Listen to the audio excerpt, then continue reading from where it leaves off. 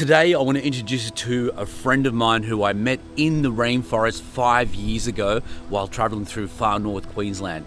His story is one of resilience, strength and survival. I take him fishing and he tells me all about his life in the jungle.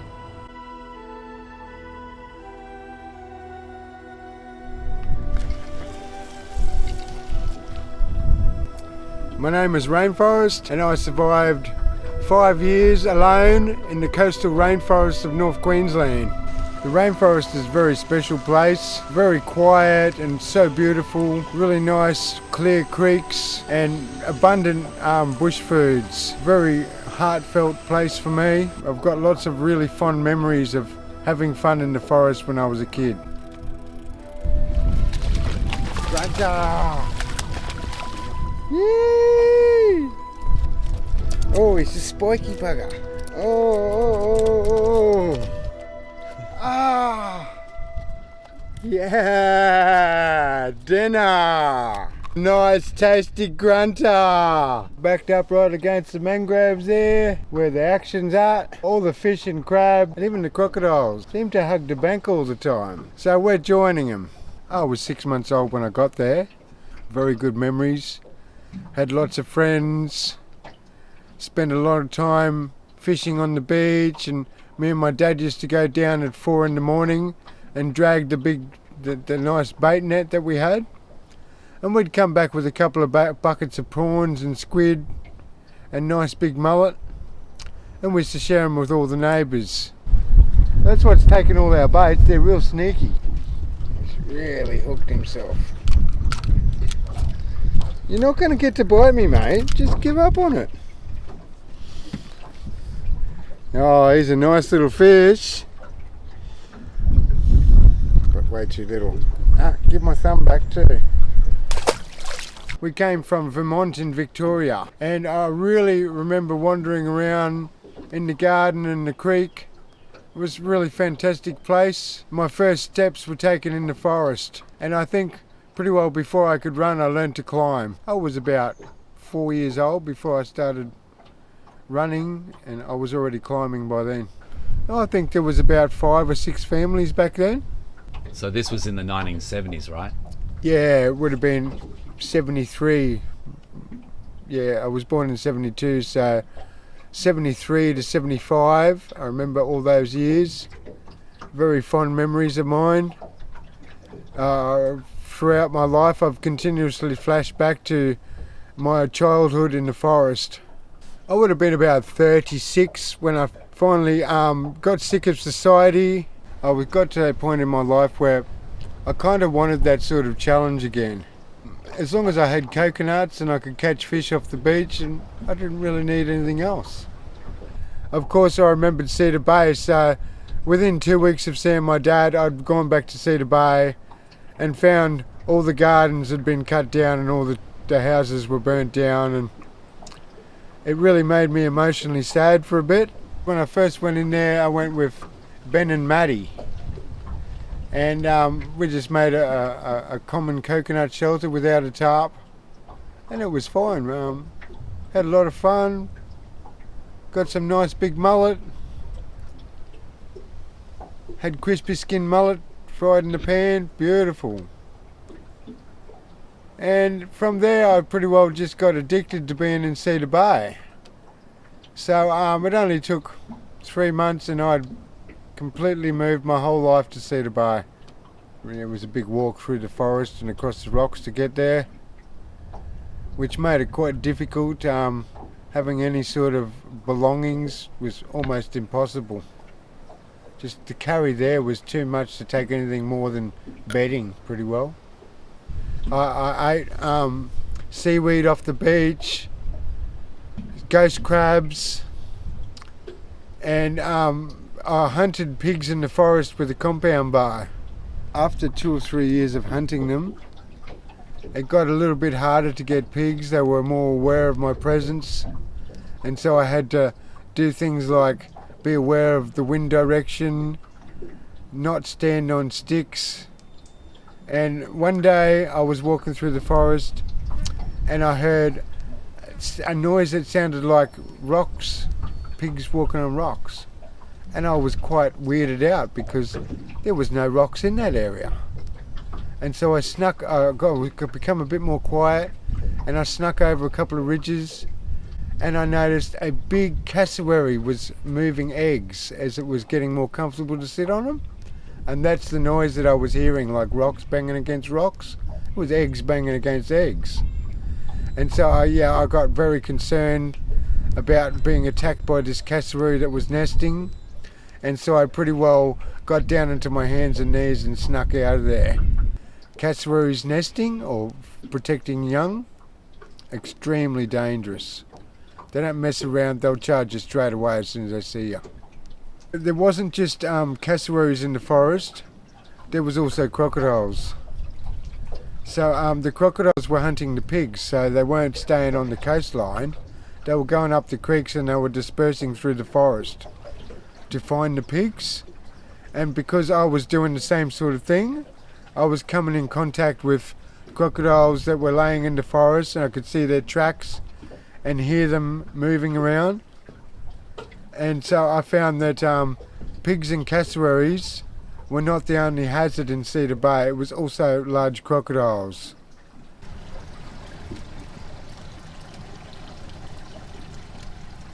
There she is, that's Mount Cook up there. Beautiful mountain. It's got cassowaries and tree kangaroos.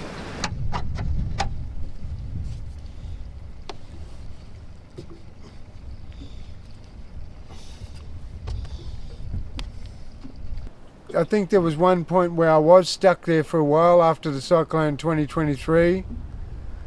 It was impossible to get across the rocks and tree forest because the track was non-existent and there was big piles of logs all along the rocks, which were extremely dangerous. As I was starting to get, a little bit depressed about being on my own, I thought that beachcombing was a good idea to get my spirits back up again. So I started to walk down the beach and I found lots of stuff. I found pairs of flippers, wetsuits, goggles, hundreds of buoys, 3 big gas bottles all full of gas, 100-pounders, various outboard tanks and fuel drums, and I found a dinghy, an outboard, and a 10-foot surfboard, a windsurfer without a sail, and a king-size king's swag. Do you know, I found a swag on one of my survival missions, and nobody believes me that I actually found that swag. People think I planted it. So you found a swag as well? Yeah. That's amazing. The one I found was rolling in with the waves. It was actually on the bottom and it came rolling up onto the beach in the waves. Yeah. That was extremely heavy to carry. But finally I got to sleep with no rats. It was great not having rats bouncing all over me. Oh, so the rats disappeared after the flood? No, the swag kept them out. Oh, the swag kept them Yeah. out. So I had a king-size double swag.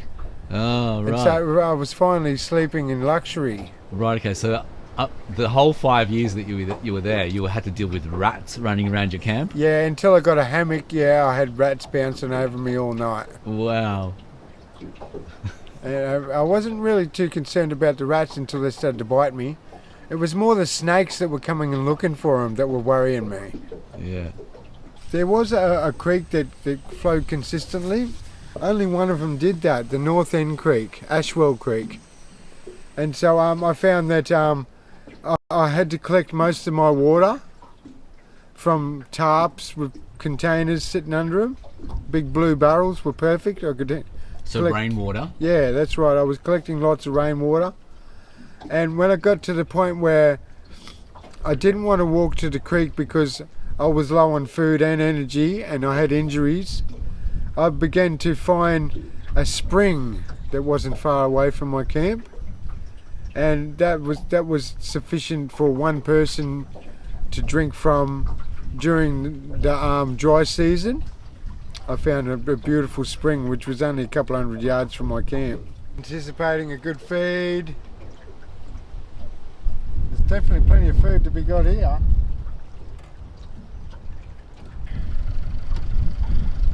Nice silver bream. He's got an incredible mouth structure. Look at the teeth in there.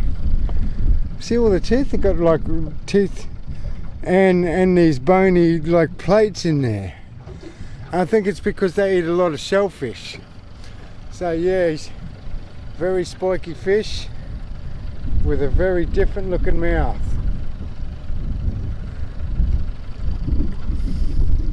He's a nice specimen. This one will be beautiful.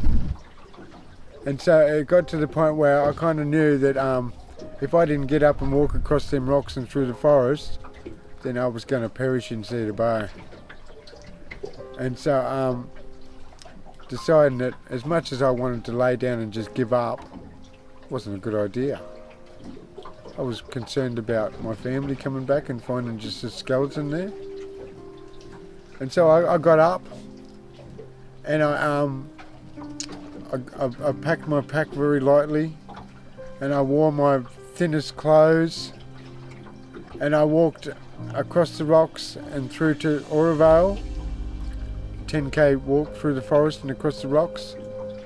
For 4 days I hadn't drank or eaten. I threw salt water and fresh water over myself the whole way to keep my head from getting too dizzy. I was getting dizzy from not drinking. And so I was facing passing out and falling onto the rocks and hurting myself to the point where I couldn't continue. So I threw water all over myself because I couldn't drink. And I managed to do the track in about 5 hours. A 3-hour walk, it took me 5 hours. And I got to Aurovale and I piled into my car there and drove to the hospital. And I ended up spending another 9 days at the Cairns Base Hospital in intensive care because I had a cyst under my tongue that was stopping me from, well, would have stopped me from breathing if they hadn't operated on it. Do you recommend that people go into the rainforest and try these survival missions? No. Why not? No, I don't recommend it because no, not on your own. It's not a solo idea. Is it a dangerous place? Yeah, it's very dangerous. Yeah. There was crocodiles down in the low tide mark. There was crocodiles up on the high tide mark. So I was walking the gauntlet between lots of crocodiles. And so, yeah, it was the night walks that made me more aware of the high population of crocodiles in Cedar Bay. Yeah. Do you think people underestimate the danger of crocodiles? I go by Steve Irwin's idea of crocodiles. If there's one above the water and you can see one, then there's another 6 crocodiles submerged within sight of you. Six creek mouths with a mating pair in each one of them adds up to over 56 crocs in Cedar Bay. Depends how hungry a crocodile is. He might just lay till you walk right near him. Or you could come running out and chase you for hundreds of metres. I found that when the wet season comes, the hunting and the fishing became unavailable for up to 3 or 4 months. And so I had to prepare for 3 or 4 months before this 3 or 4 month period came by stacking food, stockpiling food, and hiding coconuts where the pigs couldn't get them. And pretty well, yeah, I knew that I wasn't going to be able to go anywhere during them times. It was too wet to even walk outside. So I'd have to go outside to go to the toilet and collect water. The rest of the time I stayed inside, and instead of sitting in the hammock all day long, I did sit-ups, push-ups, squat kicks to keep myself like moving around. And yeah, there's no way I'd have survived it without preparing. So I think that failing to prepare is preparing to fail. Anywhere in life, not just in the forest. Now I've got a job. I haven't got the time to go hunting and through the forest and gathering bush tucker and fishing. I don't really get to do it much because my work takes all of my energy there. And so what's happened is, apart from the small amount of gardening I do at home, I'm dependent on the IGA again. So I'm spending quite a large amount of my pay on food, which is not good for me. I was much more happy out there because I had my freedom. Now I'm restricted by rules and regulations and work and rent and all these big bills that pile up on me. And I'm just as lonely as I was. Yet, I'm lonely, and yet I'm amongst hundreds of people. People are everywhere. And so, as much as I'm more comfortable because I have a good roof over my head and I've got a fridge full of food, it wasn't a good trade for the forest and freedom. It certainly wasn't. And health. Yeah, that's right. I'm now having to pay to go to a boxing gym, otherwise I become extremely unfit. When I moved away from Cedar Bay, I decided that I wasn't really going to do it. I just would look at possibilities that probably wouldn't go anywhere. Then I found this really nice house that was cheap rent, really big wooden house right on the beach. That was what changed my mind. I decided this is worth doing. I need to actually get out of Cedar Bay and live under a proper roof again.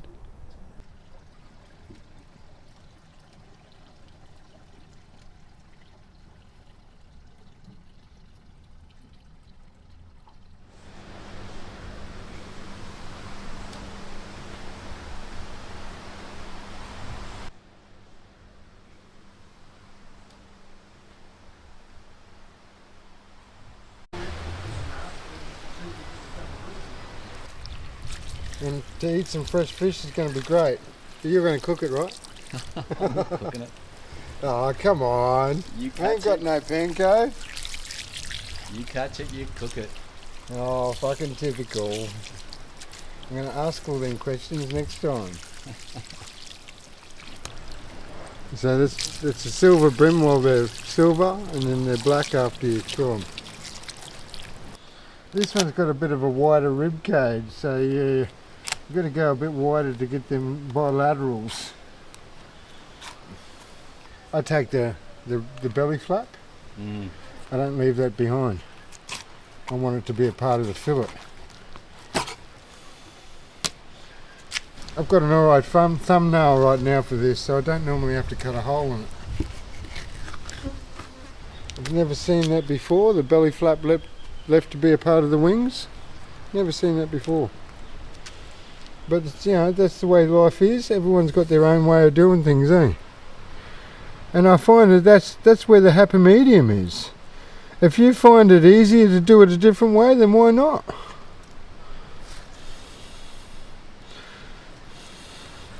Life is really a trial and error process, and that means that we'd always do things the wrong way before we find out the right way, right? This is Grunt. Yeah, he's my best bailing dog. He doesn't do any hanging at all. He doesn't have to. He actually finds the pigs and bails them up for the hangers to get. And so as you can see, he had a pierced ear from a big pig that we didn't get. But yeah, the biggest set of tusks I got inside, which I can show you later, we got with this fella. All the other dogs were off hanging a pig that I couldn't hear. And I was walking back and he met up with me. And he bailed up a lovely big pig and I shot it with the bow. Got it one shot right in the neck. I saw the tusks and I thought, oh, this is a killer pig. It's going to kill me and the dog if I don't get it with one shot. Good boy, Grant. So Cedar Bay pigs get these giant hooky tusks. And this is a relatively small one compared to what is actually happening in Cedar Bay. These pigs have giant curly tusks because of the coconuts, which don't seem to exist in an amount that will do that to any other pigs on the continent. Only in Cedar Bay do they get these giant tusks. And that's pretty well it. That goes into nice hot oil. Packing a swag to go to Pasco. And this is my son Kel asleep in the pool. He used to have big days. He'd get up early and run around the beach. And there's my son's mum there. We're getting ready for a birthday party, my 21st birthday party. And that's Kel, my oldest son there at the age of 4. and my good mate Dukes from the Pasco. And this is pictures of Kel's first pigs that I wasn't there to hunt with him for. Collecting water lilies for his mum. Me, Jezza, Matt, and I've forgotten his name, but he's still around. And this is Kel, a picture of Kel with a Bloomfield speared barra. So he jumped in with crocodiles to spear that. Nice big barra, that one. And so that's me at the boxing gym about 20 years ago in the front. It's Jack, Braid, Jezza, Sarah, Prickles and me. Yeah, they were good photos. Yeah, I really missed that time in my life. But thanks to my son, I've got some pictures to remember it by. That's me holding a big barra in Cedar Bay. It's a metre long, that one. I'm looking really happy about catching it. I was about 48 or something. Yeah. This is our dinner. We've got black brim and grunter wings, a nice salad, some crumb grunter, and a pot of long grain rice, jasmine rice.